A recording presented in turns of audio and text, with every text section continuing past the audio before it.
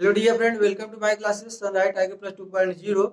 आज हम आप सभी लोग को आईएफएससी कोड स्विफ्ट कोड के बारे में बताएंगे। आईएफएससी कोड क्या है?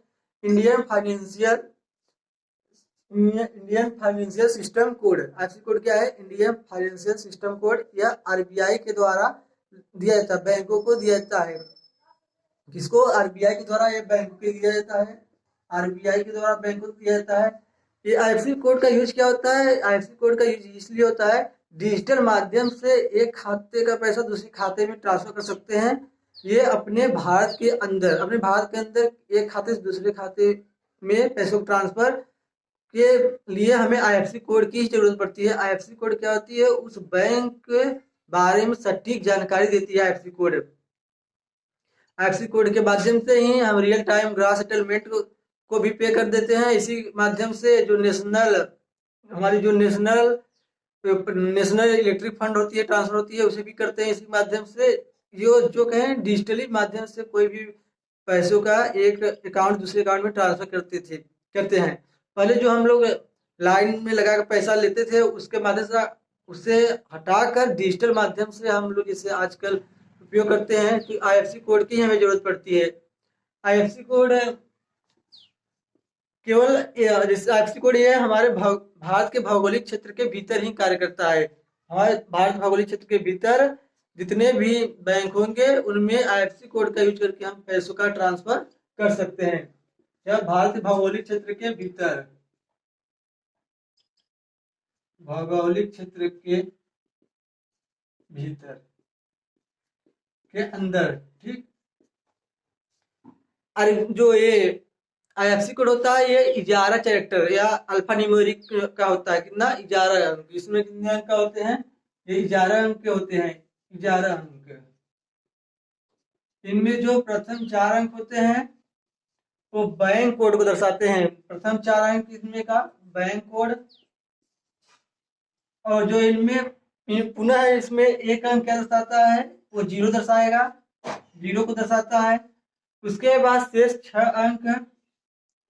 जो 6 अंक होते हैं वो दर्शाते हैं कि उस बैंक की शाखा को दर्शाते हैं। शाखा को दर्शाते हैं, ठीक है। जो प्रथम 4 अंक होंगे बैंक कोड, एक अंक जीरो होता है, और जो शेष 6 अंक होते हैं वो क्या? वो शाखा को दर्शाते हैं। आईएफएससी कोड ये क्या, अपने जिससे ये भारत है, भारत के भीतर हम डिजिटल माध्यम से किसी एक अकाउंट दूसरे अकाउंट में पैसों का ट्रांसफर आईएफएससी कोड के माध्यम से करते हैं। लेकिन यदि यही हमें पैसा विदेश, जैसे हम अंतर्राष्ट्रीय स्तर पे करें, तो इस कोड का हम उपयोग नहीं कर पाएंगे। उसके लिए हमें जरूरत पड़ती है कौन सा code? SWIFT code. SWIFT code देखिए क्या होता है। स्विफ्ट कोड का full name Society for Worldwide. देखिए स्विफ्ट, SWIFT, स्विफ्ट कोड। इसका फुल नेम है Society for Worldwide inter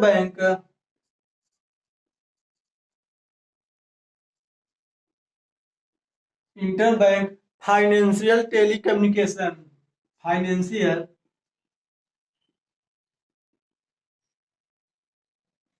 financial tele communication,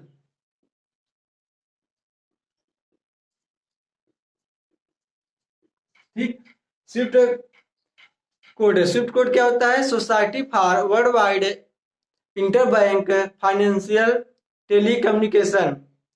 ये क्या होता है? ये अंतर्राष्ट्रीय स्तर पर एक देश से दूसरे देश में जो हम पैसों का लेन देन करते हैं, पैसों को भेजते हैं, तो स्विफ्ट कोड का वहां पर यूज करके हम लोग भेजते हैं। कौन सा कोड यूज करते हैं? Swift code. स्विफ्ट कोड जो होता है वो 8 अंक से लेकर 11 अंक तक का होता है। कितना? 8 अंक से लेकर, ये 8 अंक से 11 अंक तक का हो सकता है। मिनिमम 8 अंक का और मैक्सिमम 11 अंक का होता है। जो 8 अंक होते हैं, इनमें देखिए जो प्रथम 4 अंक होंगे वो बैंक कोड दर्शाएंगे। क्या? Bank code. प्रथम 4 अंक क्या? Bank code. उसके बाद 2 अंक दर्शाते हैं क्या? Country code. मतलब कौन से कंट्री का ये बैंक है, मतलब ये जो हम पैसा अपना ट्रांसफर कर रहे हैं किस कंट्री का वो बैंक है उसके कोड को दर्शाएगा। और पुनः जो इसका दो अंक रहेगा, तो हम किस जगह किस बैंक में भेज रहे हैं उस बैंक के हेड जो हेड होगा, हेड जो ऑफिस होगा उसका कोड दर्शाएगा। बैंक के हेड ऑफिस का कोड दर्शाएगा। दो अंक जो होता है वो बैंक के हेड ऑफिस का कोड दर्शाएगा, जो हेड ऑफिस होगा उसका। यदि हमें उसका ब्रांच है तो अभी देखो 8 अंक हुआ मिनिमम, जो हम किस में भेजते हैं उसके मेन ब्रांच में। अब यदि उसका कोई शाखा है, छोटी छोटी शाखा में है, तो उनका भी 3 कोड होता है। तो 3 कोड उसमें वो ब्रांच के लिए होता है, उसका हेड ऑफिस से हटाकर उसे ब्रांच के लिए। तो टोटल कितने हुए, 11 कैरेक्टर हुए अल्फा न्यूमेरिक। ठीक, और ये ऐसे तो केवल 8, मिनिमम 8 मैक्सिमम 11। तो इसके माध्यम से ही हम अंतर्राष्ट्रीय स्तर पर एक एक देश से दूसरे देश में पैसा को भेजते हैं, जबकि अपने भारत के अंदर आईएफएससी कोड का प्रयोग करेंगे। यदि हम कोई पैसा विदेश से हमारे भारत के अंदर आ रहा है, या कोई जैसे गया है कहीं कार्बन ने वहां से पैसा ट्रांसफर करेगा, तो वहां पे स्विफ्ट कोड का यूज करके ही ट्रांसफर करता है। अभी हाल में देखिए चल रहा है, यूक्रेन रसिया वार चल रहा है, युद्ध चल रहा है। इसमें क्या किया गया है, स्विफ्ट स्विफ्ट ने क्या किया, स्विफ्ट एक सहकारी संगठन है जो हाँ, गैर लाभकारी संगठन है। इसने क्या किया, स्विफ्ट ने जो रसिया है उसे इससे बाहर कर दिया। बिना स्विफ्ट कोड के माध्यम से कोई भी पैसा एक देश से दूसरे देश में भेजना नामुमकिन है। तो अभी हाल ही में रसिया को क्या किया गया, जो यूक्रेन से वार चल रही है, अभी रसिया को स्विफ्ट से बाहर कर दिया गया, जिससे अब जो रसियन होंगे, जो जो रसिया के व्यक्ति होंगे, वो जो कहीं भी होंगे, जो अपने वो पैसा को ट्रांसफर करने में उन्हें बहुत ही परेशानी होगी, या कर ही नहीं पाएंगे अब। क्योंकि जब इससे स्विफ्ट से उन लोग को बाहर कर, स्विफ्ट ने रसिया को इससे बाहर कर दिया, तो उन लोग जहां पर भी होंगे वो लोग यदि पैसा ट्रांसफर करना चाहेंगे तो अपना पैसा ट्रांसफर नहीं कर पाएंगे, जिससे उन लोग को बहुत परेशानी बढ़ेगी।